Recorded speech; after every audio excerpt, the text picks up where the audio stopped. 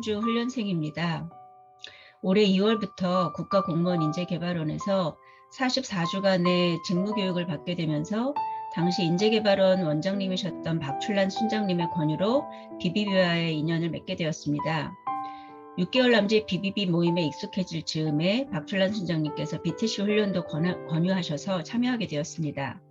BTC 훈련을 받기 시작한 9월부터 앞서 얘기한 직무교육에서의 개인과제도 본격적으로 준비해야 하는 기간이었습니다.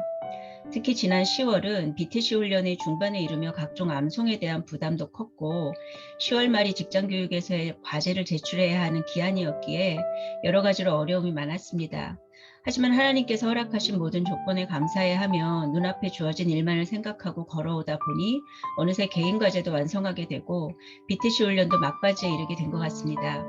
이번 기회에 하나님께 의탁한다는 것에 대해서 구체적이고 현실적으로 체험할 수 있었기에 힘들었지만 하나님께서 허락해 주신 귀한 시간이었음을 고백합니다. 다만 아쉬운 것은 직무교육이 100% 온라인으로 이루어져서 사람들, 특히 관계전도를 할 사람들을 만나기가 어려웠다는 점입니다. 교육을 받고 있는 집이 경기도 의왕이라서 세종시에 있는 직장 동료들을 만날 시간도 기회도 없었습니다.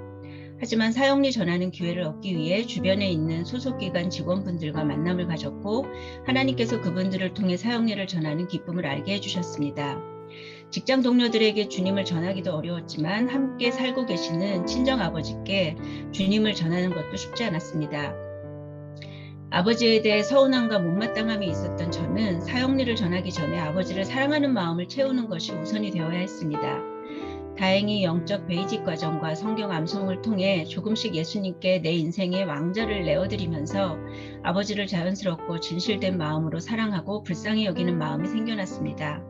지난주 수요일 11월 3일 저녁에 아버지께 사형리를 전하고 아버지의 뜻에 따라 영접기도도 함께 해드렸습니다.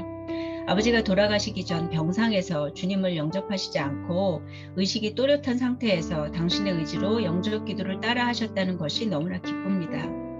오랫동안 미루었던 숙제를 해낸 것 같아 하나님께 감사하고 아버지께는 가장 큰 효도를 한 것 같아 뿌듯합니다. 아버지께 사형리를 전하게 된 과정을 통해 우선은 영혼을 사랑하는 마음이 있어야 주님의 복음도 진실한 마음으로 전할 수 있음을 새삼 깨닫게 되었습니다. 그리고 어떤 경우에는 가까운 사람일수록 사랑하는 마음을 갖기가 더 어렵다는 것을 인정하게 되었습니다. 이렇게 내 마음속 깊숙이 있는 쓴뿌리를 인정하고 내 노력으로 뭔가를 하려는 것이 아니라 말씀 묵상과 기도를 통해 성령님이 일하시도록 내 자아를 내려놓으니 자연스럽게 쓴뿌리가 제거되는 경험을 하게 된 것 같습니다. 아버지께 사형리를 전할 뿐만 아니라 양육도 할 계획입니다. 예수님을 영접하는 것이 너무 쉬운 방법이라서 아버지는 아직 잘 체감이 안 되시는 것 같습니다.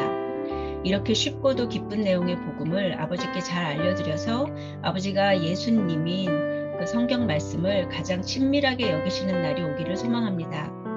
저의 일상인 가족, 특히 아버지께 복음을 전하며 죽으면 죽으리라 라고 하는 믿음의 결단이 꼭 순교의 현장에서만 있는 것이 아니라 저의 모든 일상에서 아주 사소한 것들에도 있다는 것을 새롭게 깨닫게 되었습니다.